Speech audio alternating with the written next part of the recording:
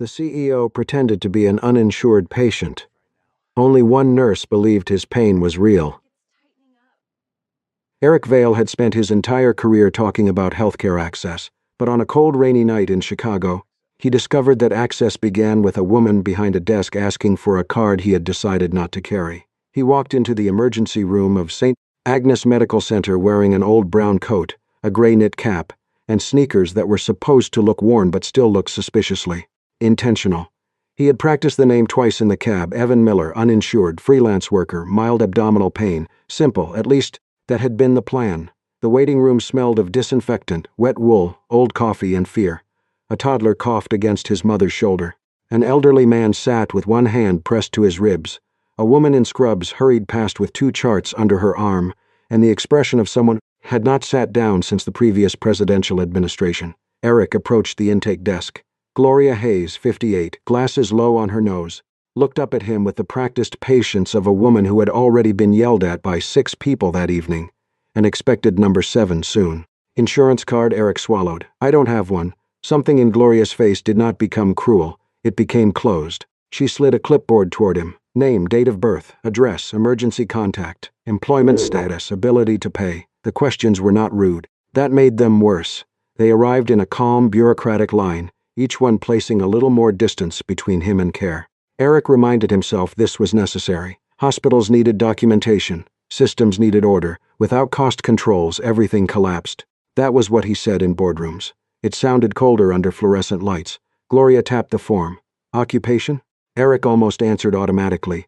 I manage risk exposure. Gloria stared at him. So you sell car insurance or run a sports betting podcast? Eric blinked. Freelance consultant. Her eyebrows rose. Somehow that sounded worse. He took the clipboard and sat down. Around him, patients waited with the dull endurance of people who had learned that pain did not make clocks move faster.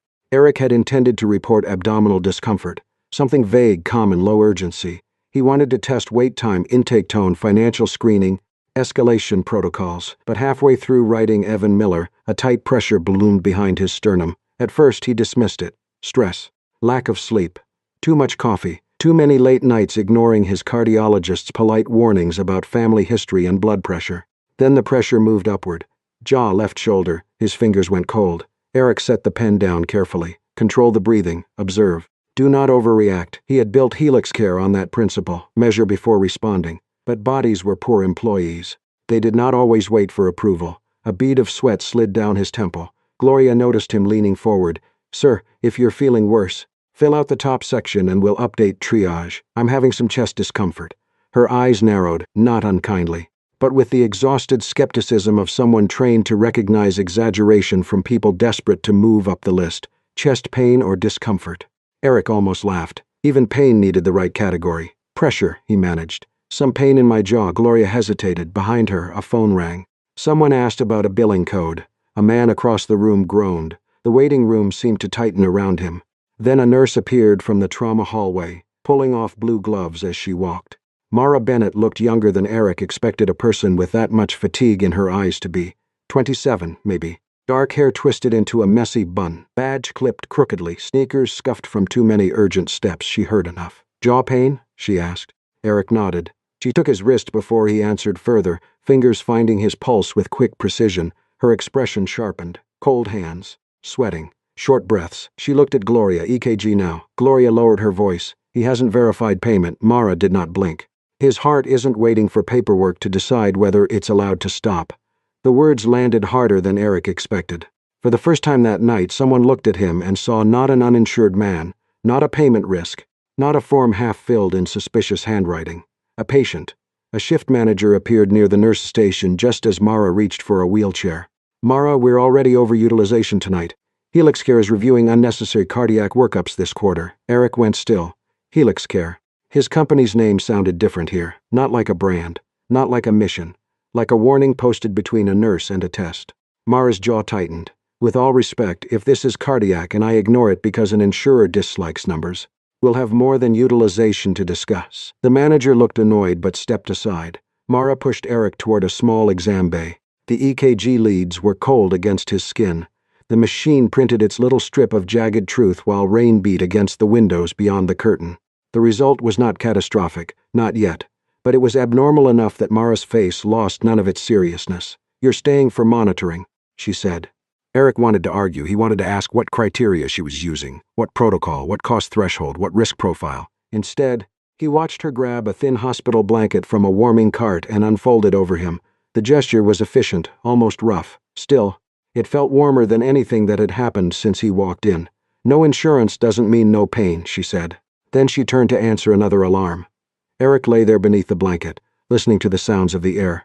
Footsteps, wheels, coughing, phones, pain being sorted by urgency and affordability. For years he had defended cost control as clean, rational, necessary, but in the emergency room, under the name Evan Miller, with his own company being used as a reason to hesitate, Eric began to understand something he had never seen on a spreadsheet. A policy could be perfectly worded, and still become a locked door in front of someone who was hurting. Mara Bennett did not comfort people beautifully. That was the first thing Eric noticed.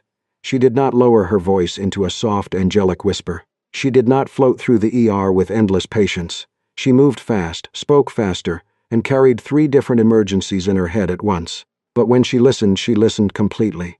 Eric lay in the observation bay with EKG stickers still attached to his chest, trying not to look like a man analyzing the operational failures of an emergency department, while pretending to be an uninsured freelance consultant named Evan Miller.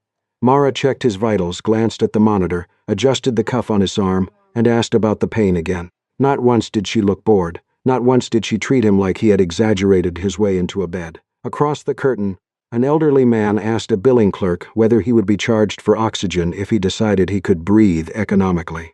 A young mother bounced a feverish toddler on her hip, while whispering that her insurance had changed, and she did not know what was covered anymore. Near the nurse's station, Dr. Aaron Price stood with one hand pressed to his forehead, arguing into a phone. The patient had been in a car accident. The CT scan was medically reasonable. No, waiting 6 hours was not reasonable. Yes, he understood prior authorization. No. Head trauma did not become less urgent because a form had not completed its journey through the sacred kingdom of fax machines. Eric turned his face toward the curtain. He had heard physicians complain about insurance before, usually in conference panels. Never while a real patient waited 10 feet away. Mara swept back in with a paper cup of water and a packet of crackers she looked at as if she had stolen them from a hostile government. "Eat something unless you're planning to faint for dramatic effect." "I wasn't planning to." "Good. We're overbooked on drama." She moved to leave, but Eric stopped her. "How do you handle the bottleneck process here?" Mara slowly turned. "The what?" "The flow issue. Patient intake, diagnostic approval, bed turnover. Is there a live efficiency board?" Her eyes narrowed. "You sure you're not a consultant who got lost in a sad coat?" Eric looked down at the coat. "It's not that sad. It has resignation energy." Despite the pressure still sitting faintly in his chest, Eric almost laughed. Mara disappeared again before he could respond. He watched her move from room to room, checking an IV, calming a confused man, translating a medication schedule for a worried daughter, reminding a teenager to stop filming himself in the trauma hallway because this is an ER, not your origin story. She was not gentle in the decorative sense. She was reliable. There was a difference. At some point, Eric realized she had not eaten. A paper cup of coffee sat abandoned near the computer station, untouched and certainly cold. Mara took one sip, made a face, and drank it anyway like punishment she had accepted as part of the job. When she came back to check his repeat vitals, Eric asked how she could stand it. Mara did not pretend not to understand. She wrapped the blood pressure cuff around his arm and said the secret was caffeine, good shoes, occasionally cursing the entire American healthcare system internally instead of where patients could hear. The machine beeped. "Blood pressure still high," she said. "I've had a stressful evening. Join the club. We meet never because everyone's working doubles." Before Eric could answer, Mara's phone vibrated in her pocket. She glanced at the screen. The name that flashed was Leo. Her face changed.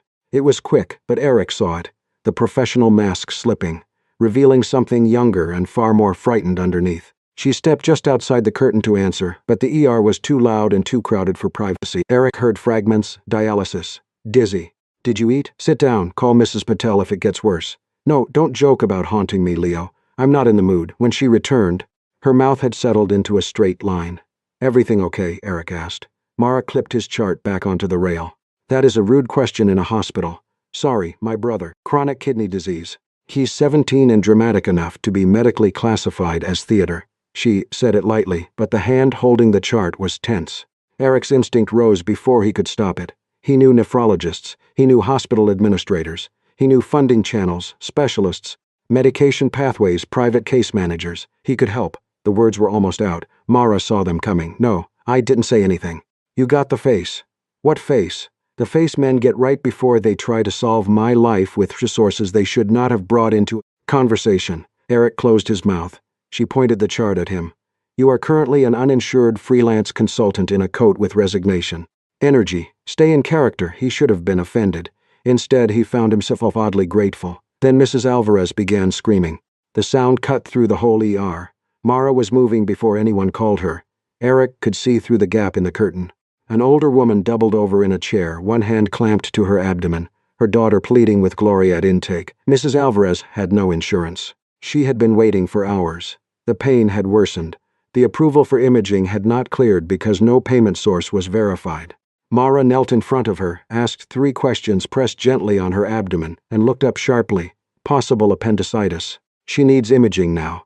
The shift manager appeared again, already exhausted, already defensive. There was no approval. Radiology had been told to reduce non-reimbursed scans. HelixCare was auditing unnecessary emergency diagnostics across partner hospitals. Agnes could not keep absorbing losses because every abdominal pain became a CT. Mara stood. For the first time, Eric saw her anger fully, not loud.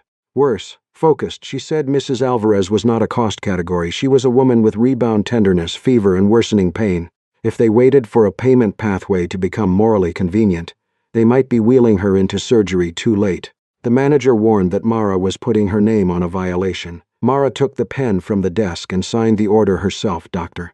Aaron Price looked at her, then at Mrs. Alvarez, then signed too. The scan confirmed it, appendicitis, urgent surgery. By the time the transport team came, Mrs. Alvarez's daughter was crying into Mara's shoulder. Mara held her for exactly 3 seconds, then stepped back because 3 other patients still needed her. An hour later, Eric saw the note placed in Mara's file. Deviation from cost control protocol. Pending review. Mara noticed him reading it. Nosy for a man with chest pain. You could lose your job. She shrugged. But the movement was tired, not careless. I'm not brave, she said. I'm just too tired to pretend I don't see people hurting. Then she walked away to answer another call light. Eric remained still beneath the hospital blanket. That sentence stayed with him. He had always thought bad systems harmed patients first. Now he understood something worse. A cruel system did not only delay care for the vulnerable. It slowly trained good people to betray themselves, and then punished them when they refused. By the time Eric was discharged for outpatient follow-up, the rain had not stopped. It had only become meaner. He sat in the hospital lobby with the sad brown coat folded over his lap, looking paler than he wanted to admit. His chest pain had eased, but the night had left something heavier behind. Around him, patients came and went with discharge papers, plastic bags, and the exhausted relief of people who had survived one part of a system only to face the bill later. Mara walked out of the ER 40 minutes after her shift should have ended. Her hair was half falling from its bun. Her scrub pocket bulged with pens, alcohol wipes, and one granola bar that looked old enough to have legal rights. She saw Eric still sitting there and stopped. You waiting for a dramatic rescue? I'm waiting for a taxi. In this rain, that appears to be the flaw in the plan. She studied him. Then she sighed with the weariness of a woman who knew she was about to be kind and resented the inconvenience. I can drop you near the train. Eric hesitated. He had ridden in private cars, corporate SUVs, executive shuttles, and once a helicopter that had made him reconsider arrogance. Mara's car was different. The passenger seat was buried beneath a winter coat, a lunch container, 2 medical textbooks, a pair of compression socks still in packaging, and a reusable water bottle covered in stickers that said things like nurses call the shots and hydrate or dihydrate. Eric stood beside the open door, unsure where to place his body. Mara moved an anatomy flashcard deck and shoved the coat into the back seat. Nurse car, she said. It's an emergency room with wheels, worse coffee, and more unpaid parking tickets. He climbed in carefully. A book slid onto his foot. Is this renal pharmacology light reading? For whom? A haunted nephrologist. Mara looked at him, surprised. Then she laughed. It was short, rough, and real enough to make Eric want to earn another one. They drove through Chicago under streetlights blurred by rain. Without the noise of the ER, Mara seemed both younger and more tired. She kept one hand on the wheel. The other loosely around a coffee cup she had clearly forgotten was empty. Eric told her carefully that he worked in healthcare management. It was not a lie. It was also not the truth in any form that mattered. He said he used to believe systems had to be cold to be fair. If rules bent too much, abuse entered. If costs were not controlled, everyone paid more. If every exception became policy, the structure collapsed. Mara kept her eyes on the road. Cold systems usually make poor people cold first. The sentence landed between them. No anger, no speech, just experience. She told him a little about Leo then, 17, chronic kidney disease. Too smart for his own good. Too fond of jokes involving his possible ghost. Mara had once planned to become a nurse practitioner. Maybe work in community care. Maybe have a schedule that allowed her to sleep like a human being. Then Leo's illness worsened. Their mother died. Bills grew teeth. School became something she placed on a shelf and promised she would return to someday. Eric wanted to help before she finished speaking. He imagined tuition, specialists, medication access, a discreet fund, one call to the right person. He said none of it. That silence felt like lifting a weight with muscles he had never used. Mara's phone rang when they were 6 blocks from the train. Leo. She answered on speaker only after warning Eric that if her brother said anything embarrassing, he was legally required to forget it. Leo's voice was thin but bright. He felt dizzy. He had eaten, technically, no. Chips counted emotionally, not medically. Mara's face tightened. She changed direction. Eric did not ask. He simply held the empty coffee cup when she handed it to him, and braced as she took a turn fast enough to suggest nurses ignored traffic laws when family was involved. Leo lived with Mara in a narrow apartment above a closed thrift store. The place was clean but crowded. Pill organizers on the counter, dialysis appointment reminders on the fridge, textbooks stacked beside comic books. Leo was on the couch under a blanket, pale but alert enough to inspect Eric. "So this is the sad coat guy?" Mara groaned. Eric looked down at himself. "The coat has received a lot of feedback tonight." Leo nodded. "You also sound like an insurance call center trying to become a person." For the second time that night, Eric laughed before he could stop himself. He sat awkwardly on the edge of a chair while Mara checked Leo's blood pressure with a tenderness she seemed embarrassed to show. Leo talked about a video game, about a villain with terrible kidneys, about how Mara spoke more sweetly to the blood pressure cuff than she did to men who might want to date her. Mara threatened to throw a sock at him. Eric listened. He did not know what to say to a 17-year-old who joked around a disease that had already stolen too much from him. So he stopped trying to be impressive and simply asked questions about the game. Leo brightened. Mara saw it, and against her better judgment, something in her softened. The next morning, Eric returned to Helix Care. He did not go to his office first. He went to data. Vanessa Crane appeared within 20 minutes, sharp suit, sharper expression. St. Agnes, she reported, had increased diagnostic utilization among low-coverage and uninsured patients. The hospital was drifting outside cost benchmarks. If Helix Care did not tighten review standards, other partner hospitals would follow. Eric listened to words he had heard 1,000 times. Utilization, benchmarks, risk profiles, abuse prevention, after Mara's car, after Leo's couch, after Mrs. Alvarez nearly waded her way into a ruptured appendix. The language sounded sanitized enough to be dangerous. He requested denied authorization files. Vanessa objected, then complied. By evening, Eric had read enough to feel ill. Cases flagged as low ability to pay. Requests delayed because an algorithm predicted possible overuse. Imaging denied until symptoms escalated.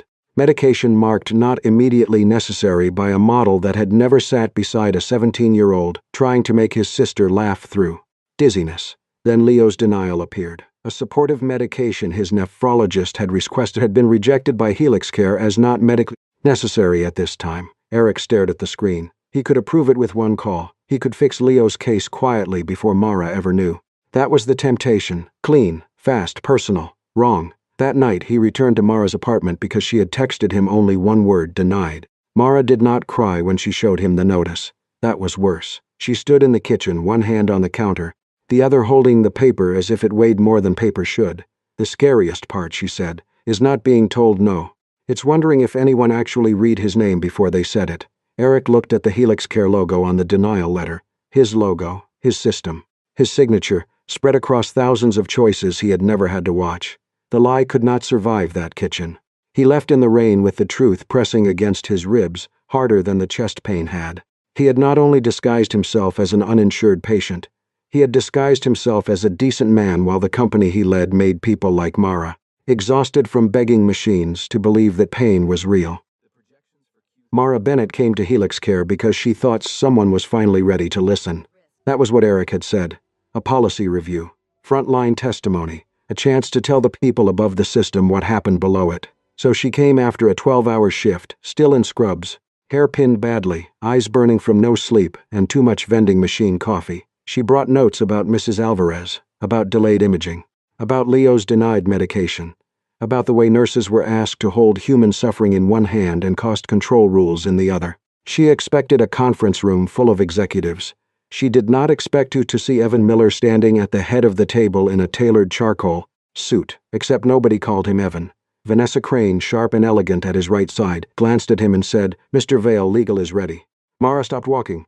For one strange second, her mind refused to put the pieces together. Then it did. Eric Vale, CEO of Helix Care. The uninsured patient with the sad coat. The man she had pushed past payment protocol for. The man who had sat in her car among compression socks and cold coffee.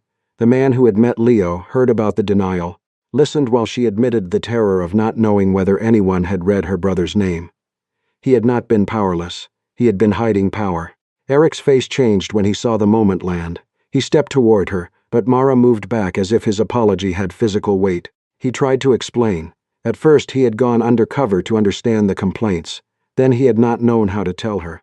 Then the evidence became bigger than one night, one patient, one nurse, one denied medication. Mara stared at him. The explanation sounded exactly like the kind of language she hated most. Polished, reasonable, and late. She told him he had turned her ER, her patients, and her brother into a secret audit. She had cared for him because she believed he was another person being crushed by the system.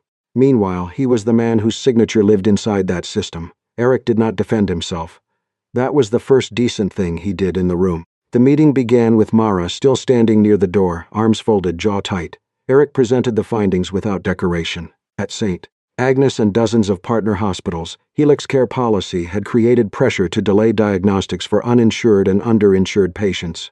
Internal models flagged certain cases as high-cost risk before medical review. Emergency approvals were routed through systems designed for efficiency, not urgency. Nurses and doctors were being forced to choose between clinical instinct and financial penalty. Dr. Aaron Price had sent written testimony. So had 3 other physicians. Gloria Hayes had submitted intake notes showing how payment questions were pushed earlier and earlier into the care process. Vanessa did not deny every point. That made her more dangerous. She argued with the calm of someone who had spent years making hard things sound responsible. If Helix Care opened approvals too broadly, premiums would rise. If hospitals ordered unlimited scans, abuse would increase. If every emotional case bent policy, the company could lose financial stability and millions of members would suffer. She looked at Mara, not unkindly. A system could not run on compassion alone. Mara almost laughed, not because Vanessa was wrong about money, because people with money always acted as if compassion was the reckless part. Then Vanessa turned to Eric. He had to choose, she said. A few heartbreaking stories, or the stability of the whole system. The room went quiet. Eric looked at Mara. She hated that some part of her still wanted him to be the man from the car. The one who had listened to Leo explain video game villains. The one who had laughed when her brother called him an insurance call center trying to become human. Then someone asked if Mara wanted to speak. She nearly refused. She would not become the nurse in Eric Vale's redemption story. She would not stand there so Helix Care could later say it had listened to real voices while returning to the same cruelty with softer branding. But Mrs. Alvarez had almost waded herself into surgery too late. Leo's denial letter was still folded in Mara's bag, so she spoke. She said patients were not financial loopholes. Nurses were not security guards hired to stand between poor people and treatment. Doctors should not have to argue with phone trees while patients bled, seized, waited, worsened. Her voice shook only once. A system that required caregivers to pretend pain was invisible had become sick before the patients ever walked in. No one interrupted her. When she finished, Eric stood. He did not thank her in that corporate way that made gratitude sound like a transaction. He did not call her brave. He did not make her pain beautiful for the room. He said Helix Care had failed, not abstractly, under his leadership. He announced an independent audit of denial and delay patterns, immediate suspension of the cost-risk algorithm in emergency cases, a physician-led urgent approval pathway, retroactive review of denied critical medications, and a community hospital support fund governed outside Helix Care's marketing department. Vanessa went pale. Legal whispered. The board members looked like they were watching money leave the building through every vent. Mara felt no triumph. After the meeting, Eric followed her into the hallway. He said Leo's medication would be reviewed immediately. Mara turned on him. Leo would submit through the new process like everyone else. If the drug was approved, it would be because a doctor read his file. Not because the CEO felt guilty about lying to his sister. Eric absorbed that. Slowly, painfully, he understood. Loving someone did not give him the right to make a private exception out of their suffering. Mara left without looking back. By morning, the story had leaked. Insurance CEO pretended to be uninsured patient and fell for nurse, who treated him. Reporters swarmed St. Agnes. Online strangers called Mara a hero, a fool, an opportunist, a saint. HelixCare's PR team drafted a campaign about the nurse who reminded us care comes first. Eric killed it immediately. No photo, no interview, no Mara Bennett story. But the damage had already found her. A reporter cornered Mara outside the ambulance bay and asked whether she had known who Eric was when she treated him. She looked past the camera, furious and exhausted. The scandal had entered her life because of his lie, and even if Eric was finally changing the system, Mara did not yet know whether she could forgive the man who had made her private compassion public property. A few months later, HelixCare still had lawyers. That was how Mara knew the company had not become holy overnight. There were still meetings, arguments, angry investors and executives who looked at compassion as if it had arrived without a budget code. But something had changed in ways people at St. Agnes could feel before anyone printed a press release. Emergency approvals now went through independent physicians, not only cost review software. Community hospitals received support for treating uninsured patients without being punished for every scan, every test, every human instinct that said, look closer before it's too late. The cost-risk algorithm had been suspended in emergency settings and placed under external audit. Patients could finally see why a service was denied, not a vague phrase, not a cold paragraph, a reason, a name, a path to appeal. It was not enough to fix everything, but it was enough to prove the old way had not been inevitable. Leo's medication was approved through the new review process. Mara read the letter 3 times, looking for the hidden exception, the private favor. The place where Eric Vale had slipped his guilt into her brother's file, there was none. A physician panel had reviewed Leo's history, his nephrologist's notes, Henslab trends and the risks of waiting. The approval was clean, documented, replicable. For the first time in months, Mara cried without hating herself for it. Leo found her in the kitchen, holding the paper against her chest. Are these happy tears, or I'm about to reorganize the entire healthcare system with a stapler tears? Mara wiped her face. Both. Good. Very on brand. Leo improved slowly, not magically. Chronic illness did not exit a story because someone wrote a better policy. But the medication helped. His dizziness eased. His jokes became more annoying, which Mara considered a clinical sign of progress. She stayed at St. Agnes, still exhausted, still sharp-tongued, still drinking coffee that tasted like burnt legal documents. But she also enrolled in a part-time nurse practitioner program after the hospital launched a scholarship for frontline nurses. Not Mara's scholarship, a real one, open to nurses across partner hospitals. She applied under her own name and won under her own merit. That mattered more than any gift would have. Eric changed too, not in the dramatic way headlines preferred. He stepped back from direct control over several medical policy divisions and accepted an independent clinical oversight board with the power to challenge HelixCare decisions. Vanessa Crane stayed, though not unchanged. She still cared about cost. She still warned that compassion without structure could collapse under its own weight. But she stopped speaking as if numbers were the only reality. One day in a meeting, Vanessa said almost quietly that financial stability was not the same thing as moral health. Eric did not smile. He simply wrote it down. The next time Mara saw him, he was sitting in the last row of a patient rights training session at St. Agnes. No cameras. No PR team, no tailored suit sharp enough to cut apology into something marketable. Just Eric in a dark sweater and plain coat, listening while Mara spoke to a room of nurses, administrators, and caseworkers about believing patients before doubting them. She saw him halfway through and nearly lost her sentence. Then she kept going, because the training was not for him. That was another thing he had finally learned. Afterward, Mara found him near the vending machine, staring at the hospital coffee options like a man considering a medical risk. He chose one, took a sip, regretted several life decisions. Mara leaned against the wall beside him. If you can survive emergency room coffee, you might be ready to become a normal person. Eric looked at the cup. This tastes like a printer jam. That's the Colombian roast. He laughed softly. The sound was different from the first night. Less controlled, less surprised by itself. For a moment, neither of them said the thing standing between them. The lie, the ear, Leo's denial, the reporters. The way trust had cracked before it had even learned how to stand. Eric spoke first. He did not ask for forgiveness. Mara respected that. He said he was trying to stop loving people by making exceptions for them. He did not want to fix private pain while leaving everyone else trapped in the same machine. He wanted to learn how to stand beside someone without turning them into proof that he was good. Mara looked at him for a long time. She told him she was still angry. Eric nodded. She told him she had noticed he changed things without requiring her to stand beside him at a podium. He nodded again, but this one looked harder. Then he asked if, someday, she might want coffee with him that did not come from a hospital vending machine. Mara lifted an eyebrow. If you call it a relationship evaluation meeting, I'm reporting you to security. I was going to call it a date. She tried not to smile, failed. Then someday, she said. Yes. A week later, Eric returned to St. Egg without a disguise. No sad coat. No false name. No secret audit hiding inside his pockets. He sat in the waiting room with everyone else while Mara finished her shift. Beside him, a man in worn work boots clutched his stomach and stared at the intake desk. His paperwork sat unfinished in his lap.